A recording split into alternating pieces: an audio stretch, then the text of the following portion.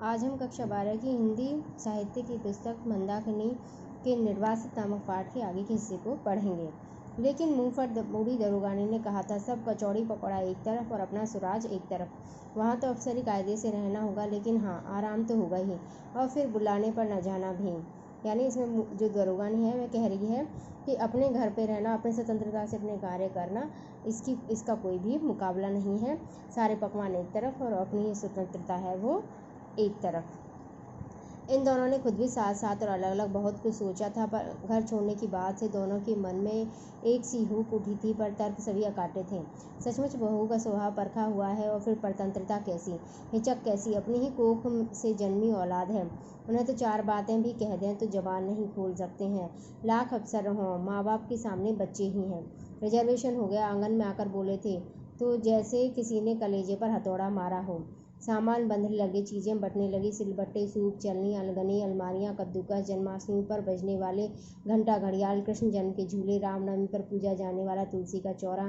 कुछ नहीं ले जाना है। राजेंद्र ने लिखा है, अम्मा से कहिए सब कुछ ना उठा लाए, यहाँ उन्हें किसी बात की तकलीफ ना होगी। सचमुच छोड़ दिया सब कुछ। रामेश्वरम से लाया तीर्थ का तांबे का लोटा भर धीमे से रख लिया। घंटा, घड़ियाल और कन्हैया जी का पालना, बस। बाबूजी ने भी देखकर मना नहीं किया। आखिर उनका भी तो कितना कुछ जुड़ा था इस लोटे और पालने के साथ। कैसे वे दोनों साथ साथ नहाए थे और भगवान के सामने हाथ जोड़कर जो कुछ उसने भरा पूरा दिया था उसके लिए गदगद स्वर में कृतज्ञता अर्पित की थी। रामेश्वरम जाने के 2 महीने पहले ही छोटे रणधीर की नौकरी लगी थी। स्टेशन पर राजेंद्र खुद ही आया था 2 चपरासियों के साथ। प्लेटफॉर्म पर फैले थैले, बंडलों, गठरियों को देखकर एक बार तो खींचा, फिर परेशान सा संयत स्वर में बोला, आपको तो मना किया था बाबूजी, अम्मा को तो समझ नहीं, पर आप तो मना कर सकते थे। 100 बरस पुरानी सड़ी गली चीज़ों का भला यहाँ क्या होगा। लेकिन उस राजेंद्र को ये नहीं पता था कि चीज़ें होती हैं, उनका समय के साथ उनके से मोह है वो जुड़ा रहता है, यादें उनसे जुड़ी रहती हैं, तो वो चीज़ें भुलाए नहीं बोलती हैं। वह जेब कर हंसे थे। अरे भाई, क्या बताऊँ, इन औरतों को तो तुम जानते ही हो, इतना मना किया पर अब समझा तक ही तो सकता हूँ। खैर, एक तरफ कहीं रख दी जाएंगी। है। चपरासी ने उनका कमरा बताया, पर सामान खुलने लगा तो बहू ने दांतों तले उंगली दबा ली। ओह माँ जी, नौकर देखेंगे तो क्या कहेंगे। इसके पहले यहाँ जितने साहब आए थे सब अंग्रेज या एंग्लो इंडियन थे। वह हकी बकी टुकुर टुकुर देखती रही। रीमा जल्दी से रामेश्वरम वाला लोटा छुपाई। वह उसे मना न कर पाई। भाई वाह, माँ जी तो चलता फिरता म्यूजियम साथ लाई हैं। रीमा ने हंसकर फिकरा कसा, यानी उन पर व्यंग किया। पूरी की पूरी गठरिया टाँड़ पर चढ़ा दी गई, सो भी स्टोर वाले पर कि कोई उतार भी न सके। 1-2 बार उनके बारे में पूछ कर वह चुप हो गई थी।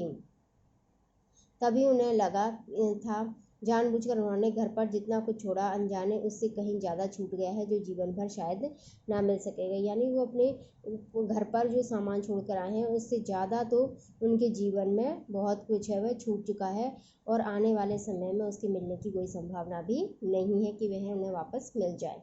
बाबूजी शायद ज़्यादा साहसी थे, अड़ोस पड़ोस में मन रमाने की कोशिश करते, सुबह सुबह छड़ी लेकर घूमने निकल जाते। समय मिलता तो माँ जी को बुलंद आवाज़ में बुलाते, क्या कर रही हो, अब तो मैं यहाँ, कौन से काम का बहाना, चलो पाठ किया जाए। एक आध बार शुरू में उन्होंने राजेंद्र को भी अधिकार भरे स्वर में बुलाने की कोशिश की, पर राजेंद्र ने एक अजीब बड़प्पन भरी हंसी हंसकर टाल दिया। आप कीजिए, मुझे तो अभी देखिए मीटिंग में जाना है, फिर मेरे लिए बहुत समय पड़ा है पूजा पाठ के लिए। एक दिन बहू ने बड़े मीठे ढंग से आकर समझाया, माँ जी जरा बाबूजी से कहिएगा इतनी जोर से पाठ ना किया करें। वहाँ घर की बात और थी, यहाँ सब ऑफिसर्स रहते हैं, और फिर भगवान तो सब जगह हैं। देखिए न, कबीरदास जी ने भी कहा है ना, ताचड़ मुल्ला बाग दे, क्या बहिरा हुआ खुदा है। आप और बाबूजी मन मन में पूजा कर लिया कीजिए, ये गुस्सा होते हैं। वह बहू की दर्शन, ज्ञान और अकाट्य तर्क के सामने निरुत्तर थी। पूरी आज्ञाकारिता के साथ उन्होंने उसे आश्वासन दिया कि भविष्य में वे दोनों इसका ध्यान रखेंगे। अकेले मैं स्वयं को भी समझाया, ठीक ही तो कहती हैं, इन लोगों को तो कोई उज्र नहीं, पर आने जाने वाले जरूर हंसते होंगे। यानी ये दोनों तो आज्ञाकारी हैं और उनको कोई परेशानी भी नहीं है, लेकिन आने जाने वाले व्यक्ति हैं, वो इस बात से जरूर हंसते होंगे। कहा भी है, जैसा देश वैसा भेष। मन और भी हल्का हो गया जब देखा राजेंद्र पिताजी के साथ लॉन में चाय पी रहा है और घर जायदाद वगैरह के बारे में सलाह ले रहा है। चाय खत्म कर उठते उठते राजेंद्र ने जरा झिझकते हुए नपे तुले स्वर में कहा, बाबूजी शाम को मेरे दोस्त वगैरह आते हैं ना, तो प्लीज़ आप अंदर आ जाया कीजिए। असल में उन्हें ड्रिंक्स वगैरह चाहिए होती है, स्मोक भी करना चाहते हैं। आप बुजुर्ग ठहरे, आपके सामने झिझकते हैं। और जल्दी जल्दी उनके चेहरे पर आई प्रतिक्रिया देखे बिना जमुना को आवाज़ दी, कार साफ करो, फ़ौरन बाहर जाना है। यानी कि अब जो पुत्र है वो पिता को सिखा रहा है कि उनको किस तरह से रहना है यहाँ। माँ जी हम बाहर जा रहे हैं, जमुना बेबी को घुमा कर लौटे तो दूध दिलवा देगी, बस खाना हम बाहर ही खाएंगे। तो बाहर खाएंगे वो, और उनके जो बच्ची है उसकी देखभाल उसका नौकर है वो कर लेगा। कार सड़क से जा चुकी थी। थोड़ी देर वह उड़ती धूल को देखती रही, फिर एकदम अपने में लौट आई। बाबूजी उसी तरह लॉन में सिर झुकाए बैठे थे। वे लोग तो बाहर गए, सुनने पर भी चेहरे पर कोई भाव नहीं आया। गोद में पड़ी किताब उलटते पलटते रहे। कौन सी किताब है? पोथी है? नहीं, रामतीर्थ ग्रंथावली। किसी सुनसान घाटी में जैसे कोई अस्फुट ध्वनि गूंजी हो और उनके रेसे रेसे चारों तरफ बिखर गए हों। ऐसे ही उन दिनों के एहसासों में एक साथ कुछ बिखरा हुआ सा। थोड़ी देर चुप रही, फिर एकदम सहज होते हुए बोली, क्या बनाऊं? कटहल बनाती हूँ, आज तुम्हें बहुत पसंद है। ना ना, अपस्ता नहीं तो बस खीर और सादी सब्जी। खीर नहीं, जब बहू और राजेंद्र हैं तब बनाना। शब्द थोड़े से थे पर अर्थ गहरे और विस्तृत। वह चुप हो गई। घर पर थे तो हर चौथे पांचवें हाथ की बनी रोटी, मोटी रोटियां और आलू बैंगन की सब्जी। बहुत खुश होती तो मखाने की खीर, बाद में 2 रोटियां अपने लिए उस भी उलट उसी थाली में बैठ जाती। तब तक वह हाथ धो रहे होते। शाम वैसी ही गुमसुमी सी बीती। अंधेरा होने पर मन में घुमड़ता कुछ और भी गहरा आया। एकाएक उनके पास जाकर खड़ी हो गई और अटकती आवाज में कह गई, सालों हो गए, एक बार घर चलते हैं। घर। उनकी आंखों में एक चमक आई और बुझ गई। वह तो पूरा किराए पर उठा दिया है। क्यों, क्या बात है? बात कुछ भी नहीं, बहुत दिनों से घर छूटा ही है बस। लेकिन कुछ दिन को चलने से क्या फायदा? हाँ, एक गहरी सांस उस खामोशी में उतरती चली गई। क्या फायदा? सुबह सुबह ही रणधीर के आने का तार मिला था। 10 बजे राजेंद्र उसे स्टेशन से लेकर लौटा। पैर छूने के लिए भी माँ के घुटने तक हाथ जरा झुकाकर हंसते हुए बोला, अच्छी हो तो हो अम्मा, चलो भैया की सरकारी नौकरी में हुक्म चलाने का उनका काफ़ी भार तुमने हल्का कर दिया होगा। वह जोर से हों हों करके हंसते हुए बताने लगे, अरे पूछो मत, दिन भर लोगों की भीड़ घिरे रहती है। साहब साहब कहते जबान सूखती है। उनके सामने तो जमुना और चपरासियों तक की अकड़ देखने लायक होती है। एक तो आजकल छुट्टी गया है, फिर भी 2-4 दिन भर। वह उत्साह में भरकर बोले जा रहे थे। राजन सिगरेट की राख झाड़ते हुए भाई से कह रहा था, सब ऊपरी ठाठ हैं, अंदर ठाले रहते हैं। अब तो असिस्टेंट भी पूरे घाघ मिलते हैं, कड़ी नज़र रखते हैं कस्टमर्स पर। सरकारी नौकरी में तो बस छोटे ओहदों पर ही फ़ायदा है। ऊपरी ठाठ और अंदरूनी हालत में कितना फ़र्क है, तुम सोच भी नहीं सकते। अब यही देखो, बेबी को कुछ सालों बाद नैनीताल कॉन्वेंट में डालना चाहता था, पर दम ही नहीं। भोजन के बाद रणधीर जाने लगा तो राजेंद्र ने रोका, बैठो बातें करेंगे, हम देर से ही सोते हैं। फिर थोड़ी देर रुककर उन दोनों को देखकर ठंडे लहजे में बोला, आप लोग भी चाहें तो बैठें बाबूजी। उन्होंने तुरंत उठते हुए कहा, नहीं नहीं, तुम सब बातें करो, आज काफ़ी थकावट महसूस हो रही है। एक झूठी जम्हाई लेकर वह उठाए, पीछे पीछे वह भी आ गई। दोनों को एक साथ लगा। शेष तीनों ने एक राहत भरी मुक्ति महसूस की है। बरामदे से चुपचाप गुजरते हुए वह सोच रही थी, नींद तो अभी घंटों नहीं आएगी, तब तक क्या करेगी? क्यों न बाबूजी को भी कमरे में ही बुला लें, थोड़ी देर बैठें फिर चले जाएंगे। उन्हें मुड़ते देखकर टोका, अभी सोओगे? नहीं तो बैठो ना कमरे में ही। कमरे में नहीं, चलता हूँ, रात काफ़ी हो गई है, थक भी गया हूँ। इस समय कमरे में बैठना चलूँ? जरा अखबार आज ठीक से नहीं पढ़ा। सब कुछ कहा अनकहा जाना समझा था, फिर भी वह ऐसा प्रस्ताव रख गई थी बाबूजी के सामने। अपनी गलती तुरंत समझ में आ गई।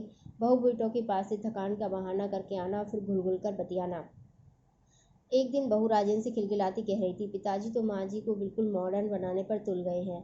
आज उन्हें शिमला पैक्ट के फ़ायदे नुकसान समझा रहे थे।